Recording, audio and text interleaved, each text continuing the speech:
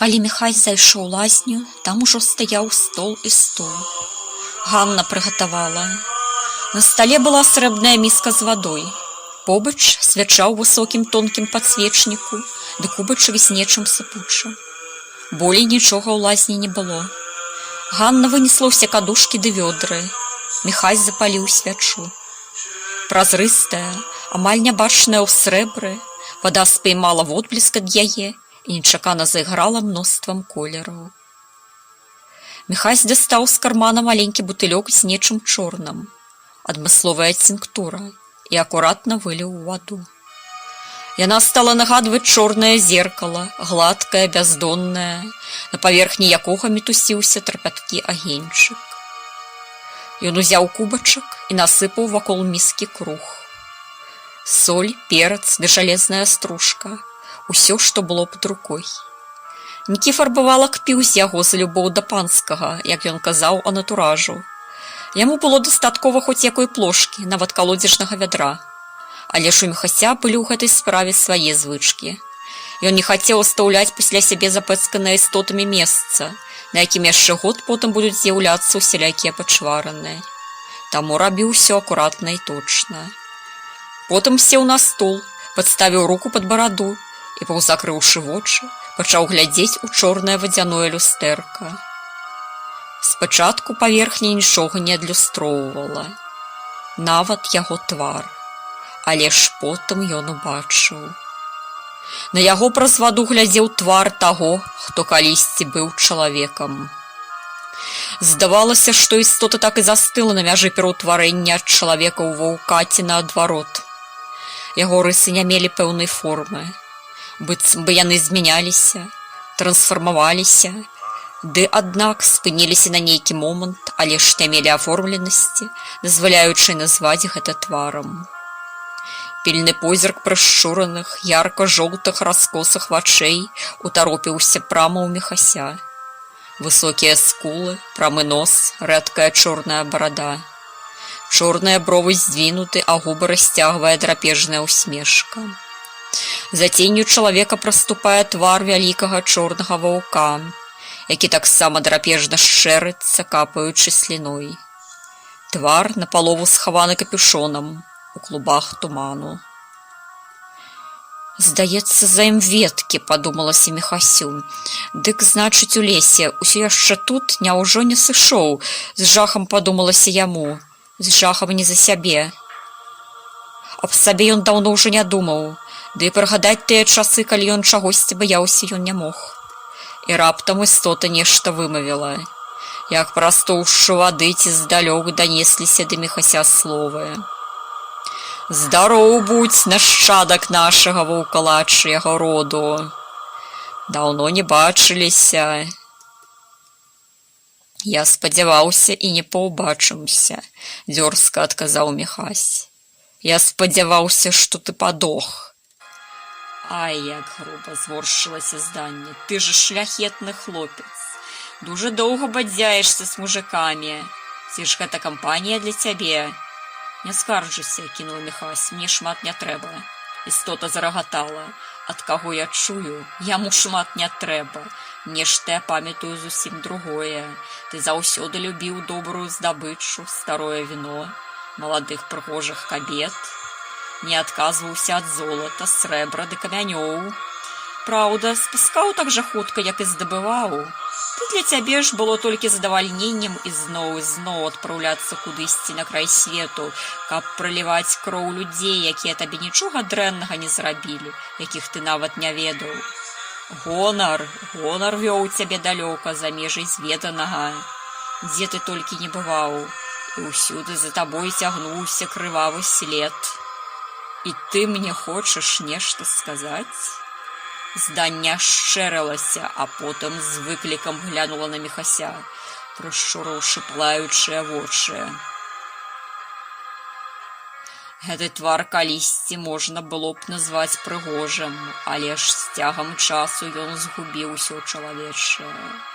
Адзінае пачуццё, якое ён вызываў, быў жах.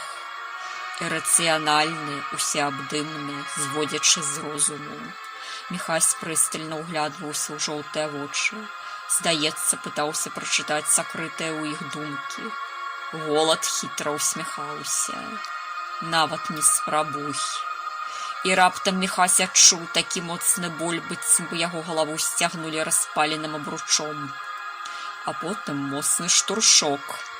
Але ж намаганнем волі ён здолеў утрымаць ярасць здання ў межах круга. «Ты не выйдзеш», – проста сказаў ён. «Можаш нават не спрабаваць. Соль ды перац якімавы, але ж метал дужа цікавы. Гэта гвоздзі з гроба некага, каго табе не пераадолець, бо ён дужа далёка ад цябе». Істота ізноў ашчэрылася. «Нічога, мы сустрэнемся і хутка, я табе абяцаю. Калі ты гэта хочаш ведаць, то чуй, далёка я не сышоў». І зданне ізноў зарагатала. «Бо нешта трымае мяне тут. Чуеш? Ці дакладней нехта». Тут вочы істоты звалакло нечым, што магло бы здацца пачуццём. Але ж яно было такім жудасным, што наогул не нагадвала нічога з жывых эмоцый. Пачуццё мерцвяка да жывога. Гэтак яно выглядала і адчувалася. Можа, істота была мёртвай, і мёртвай даўно. Міхась скалануўся.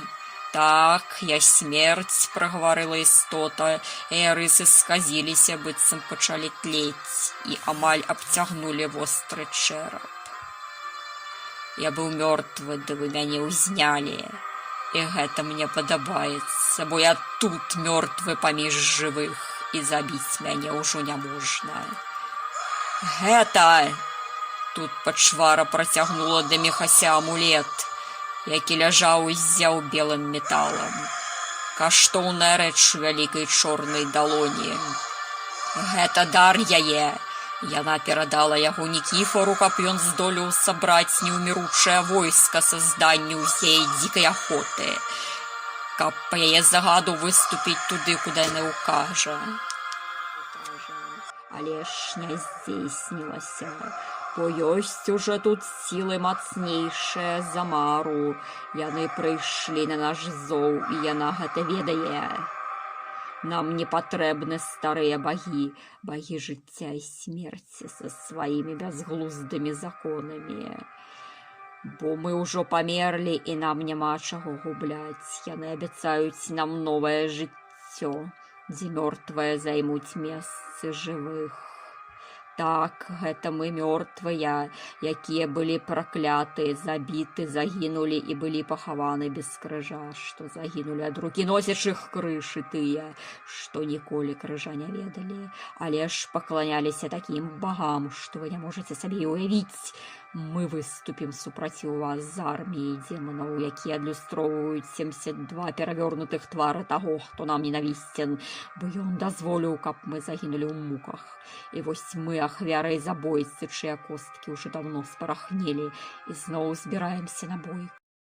О, яна будзе апошняй, мы спалім гэтую зямлю, знічтожым і неба і самую смерць. Будзем панаваць адвечнае пад абаронай адвечных багоў хаоса, якія былі першымі, ёсць першыя, а будуць апошнімі. І тут па вадзе пайшлі кругі, і яна скаланулася. А калі супакоілася, то твар зноў праявіўся і працягнуў. «Раз ты яшчэ тут і жывы, то слухай. Я хачу, каб ты слухаў. Яна будзе маёй ахвярай і дарам на алтары вялікага дракона, які стаіць на чале войска хаоса, які хутка прыйдзе, каб растаптаць гэты свет. Але спачатку я...» Тут жоўтыя вочы напалову прыкрыліся. «Я зраблю тое, што ты даўно хацеў, але ж не зрабіў. А ты так гэтага прагнеш, не так ли? Я ж адчуваю, што ты хочаш з ёю зрабіць гэта. Ты ведаеш, які экстаз ёсць па-за межамі чалавечага экстазу. Ты ж рабіў гэта шмат разоў. Мноства, колькі іх было. Гэтых маладых красунь, для якіх тваё каханне стала апошнім, што яны адчувалі ў жыцці. І ты ведаеш, што яны адчувалі той же экстаз, што і ты. І яны прасілі яшчэ. Яны ахвотна аддавалі тебе сваю кроў і жыццё. Яны паміралі шчаслівыя, памятаеш? Тая дзяўчына, якую ты ўзяў у доме ў палаючым горадзе, ды былі ж і другія. Я ведаю цябе, тваіх грахоў столькі, што неба скаланулася і не адзін раз. Так чаму ж мне не зрабіць для яе тое, што ты зрабіць не хочаш? Яна будзе прасіць мяне забіць яе.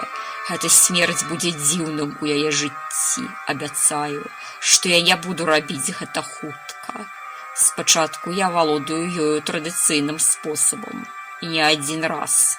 Тут істота дзіка зарагатала, я ўпэўнены, што са мной ёй будзе лепш. Бачыш, я не эгоіст і думаю не толькі аб сабе. Якая яна? Раз уж мы тут, раздзеленая вадзяным шклом, скажы мне, я чуў яе пах. Ён дзіўны, а на смак якая яна. Што ты адчуваў, калі кранаў яе губамі, калі твае вусты праходзілі па яе целу? А там? Мне было бы дуже цікава, раскажы мне. Прыгожа, як ты можаш. На скажоным твара раптам адбіўся боль, які зрабіў яго амаль жывым. У мяне даўно не было жывой жанчыны. Не хачу разменьвацца на дробязі. Я столькі стагоддзяў чакаў, каб задаволіць гэтае жаданне, і на меншае не згодзін. Бо я прагну не толькі яе цела, але ж і душы, якая прыўкрасней за яго. Ты ж гэта ведаеш таксама, бо і ты прагнеш яе душы так, як і цела. Скажы, там, на лузе, калі яна падышла да цябе, як ты ўтрымаўся, каб не выпіць яе жыццё? Вельмі проста, здуменна сказаў Міхась. Таму што я яе кахаю, а ты проста прагнеш. А можа, і я яе кахаю, прогучэла ў адказ. З гэтымі словамі паверхня вады закіпела, слуп яе ўзляцеў угару і з шумам абрушыўся назад у чашу. Але ж яе было столькі, што она вылілася і заліла ўсё вакол, змыўшы насыпаны Міхасём круг. І вось перад ім, прама перад яго вачыма, ва плоці вырас той, з кім ён размаўляў. Міхась ускочыў. Яго твар сказіўся, вочы засвяціліся, але ж ён не мог і ўзяў сябе ў рукі. Перад ім стаяла цень яго ворага. Высокі, на паўгалавы вышэй за Міхася, шыракаплечы, магутны. Пярэварацень захінаў сабой усё. Што ж, пагаворым як роўныя, працягнуў цень. Ты ведаеш, што я далёка, але ж так незручней з табой гаварыць, гледзячы табе ў вочы.